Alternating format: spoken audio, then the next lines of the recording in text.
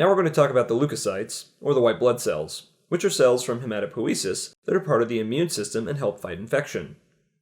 Normal concentrations of leukocytes are 4 to 10,000 per microliter, and there are two main classes of leukocytes. First, we have the granulocytes. All of these continue on a myeloid lineage and derive directly from the myeloblast. These cells also contain many granules, as their name would imply, and have lobed nuclei. They include the neutrophils, eosinophils, and basophils. Next are our mononuclear cells. First, these include the monocytes, again derived from the myeloid lineage, and like our granulocytes, are derived directly from the myeloblast. Our other mononuclear cells are the lymphoid cells that we'll discuss momentarily. These are derived directly from the lymphoid progenitor cell you can see here.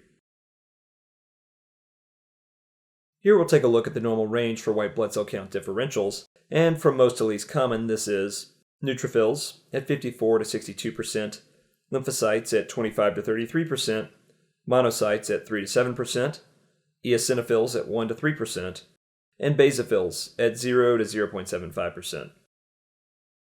Many people use the mnemonic neutrophils like making everything better to remember this order from most to least common, and I don't know why, but for some reason the mnemonic I was taught was never let monkeys eat bananas, and well, it's kind of stuck with me. Either way you go about memorizing the normal differential count, it's very important to at least have some relative idea of what percent a total white blood cell count should be broken into for its differential. This is because in questions you'll be given the differential of white blood cells, and they'll expect you to know what's abnormally high or abnormally low. We'll be getting into these specifics more in a moment. Really, the neutrophils and the lymphocytes are the most important to know specific ranges for, but you can find other pathologic examples that are commonly found on the exam, such as eosinophilia, which we'll discuss later in this section. So let's talk a little more in depth about each of the various types of leukocytes. So again, our neutrophils are derived from the myeloblast and are the most common type of leukocyte, making up 54 to 62% of white blood cells.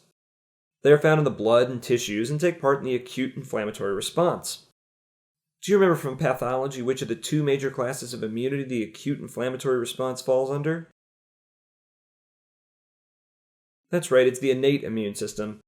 You may recall the mechanism of this acute inflammatory response from when we spoke of leukocytes leaving the bloodstream and entering the tissues, and this would be a good time to go back and review your adhesion molecules from prior chapters. Neutrophils are sometimes called polymorphonuclear cells, or PMNs for short, because they have a characteristic multilobular nuclei. Also, neutrophils characteristically have large azurophilic, or bluish, granules, filled with hydrolytic enzymes. Here we see an example of several neutrophils. You can see multiple stages of maturity in this photo, and you'll notice the mature PMNs on the left have 2 to 5 lobes in their nuclei, while the neutrophil on the right has this continuous C-shaped nucleus. The neutrophil on the right is what's known as a band neutrophil, and this neutrophil is not yet fully mature. If you were to have an abnormally high amount of band cells, you would have what's known as a bandemia, and this could indicate an infection like a bacteremia. And what does this really mean? Basically, this means that more of your neutrophils are very young, which means that for some reason your body is adding neutrophils at an abnormally fast rate, likely because it needs to fight off an infection. Now here is a picture you will commonly see on your board exams. This is also a neutrophil, but what is abnormal about this PMN? Well, what if I told you the question stem said that the patient had been practicing strict veganism for many years, and the CBC given had a very low hemoglobin and hematocrit? Then this would be a case of B12 deficiency anemia. Vegans commonly lack a natural source of vitamin B12 and require supplementation. Both folate and vitamin B12 deficiency cause a characteristic hypersegmentation of polymorphonuclear cells. As in this picture, with hypersegmentation of neutrophils, you will commonly see 6 or more lobes. This is a highly testable topic and will appear on many exams. We'll be seeing a little bit more of this in our discussion of anemias later in this chapter. Monocytes are again derived from the myeloblast of the myeloid lineage, and they make up 2 to 10% of leukocytes. The monocyte is a large cell and has a large unilobular nucleus that is often called kidney-shaped with frosted glass cytoplasm. This classic nucleus is presented well in this drawing. When monocytes leave the bloodstream and enter the tissues, they further differentiate into macrophages and dendritic cells. The macrophage is a descendant from the circulating blood monocytes that we just talked about, and it takes on the name macrophage once it's entered the tissues. The name macrophage comes from the roots macro, meaning big, and phage, meaning eater, so they eat, or phagocytize, bacteria, other bad guys, cell debris, old red blood cells, damaged cells, and tissues in their role as part of the innate immune system. Damaged tissues or T helper cells release chemokines that attract monocytes to the area in need. Once on site, these monocytes can morph into macrophages that can remain in the area for a long time. T helper cells will release interferon gamma to activate macrophages, and macrophages will in turn release TNF alpha to induce and maintain granuloma formations. Do you remember the discussion of a granulomatous disease from pathology? Well, it's these cells and their TNF alpha that are your main actors in the granulomatous diseases.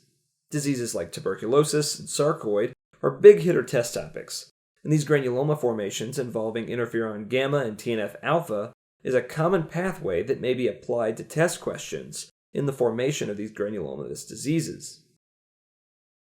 Now here we see a macrophage that has phagocytized several yeast cells as it does its job. As well as just eating the bad guys, macrophages actually present phagocytized antigens on MHC2 receptors that we learned about in our immunology lectures. These MHC2 receptors actually go on to trigger the adaptive immune response. Now this dual role in both the innate and adaptive immune systems is actually a relatively distinct feature of the macrophages themselves. There is one important cell marker that we can both stain for and use to quantify macrophages, and that is the CD14 molecule. This is one of many CD, or cluster of differentiation, surface markers that we'll talk about, particularly when we get to the B and T cells. Now it's important that we know these markers because they'll either be given to you in the stem of a question, or all of your answer choices will actually be CD markers. Now you'll have to know both what cell is being referred to in the question and what the marker is for each cell, so as we go forward, be sure to try and remember these CD markers and which cells they go with. Eosinophils are named from the roots eosin, which is a red, acidic dye, and philic, meaning loving. So these eosin-loving cells are of the myeloid lineage granulocytic leukocytes. As you can see in this smear, the cytoplasm is replete with pinkish-purplish granules. It is important to note that these granules do not obscure the nucleus, which is one way you can distinguish them from basophilic granules that we'll see next. So what are the important functions of eosinophils? Well, first is to defend against these helminthic or protozoan infections by deploying major basic protein. Major basic protein is the major protein of eosinophils, and it is specific to the eosinophil. If you get a question on your exam dealing with eosinophils, it is likely that major basic protein will be in the stem or in the answer choices. Eosinophils also help modulate the allergy and asthma response. They perform the latter function by releasing histaminase and aryl sulfatase that limits the allergic reaction after mast cells degranulate. Eosinophils normally only make up 1 to 6% of leukocytes, but several disease states can cause eosinophilia or a high eosinophil count. It may be helpful to remember the mnemonic NAACP for these diseases. This stands for neoplastic, asthma, allergic process, chronic adrenal insufficiency, and parasites that are invasive. Next up, we have the basophil. Again, a myeloid lineage granulocytic leukocyte that is involved in allergic reactions and only accounts for less than 1% of total leukocytes. These are intensely basophilic cells that stain purple with basic dyes due to their basophilic granules. Note that these granules, unlike the eosinophils, do obscure the nucleus and make its shape hard to make out. During certain inflammatory reactions, these cells release granules containing heparin, which prevent clotting, histamine, and vasoactive amines, which cause vasodilation and increased blood flow to the tissues. Lastly, leukotrienes, which mediate the inflammatory response, are synthesized and released on demand. Let's identify each of these cells. This smear contains a monocyte, a neutrophil, and a lymphocyte. The monocyte is the largest and is a unilobular, kidney-shaped nucleus with frosted glass cytoplasm. This is our neutrophil, and in this image it has a 4-lobed nucleus, making it a normal PMN. Finally, the lymphocyte is the smallest and has the highest nuclear to cytoplasmic ratio. We'll get into these in just a bit.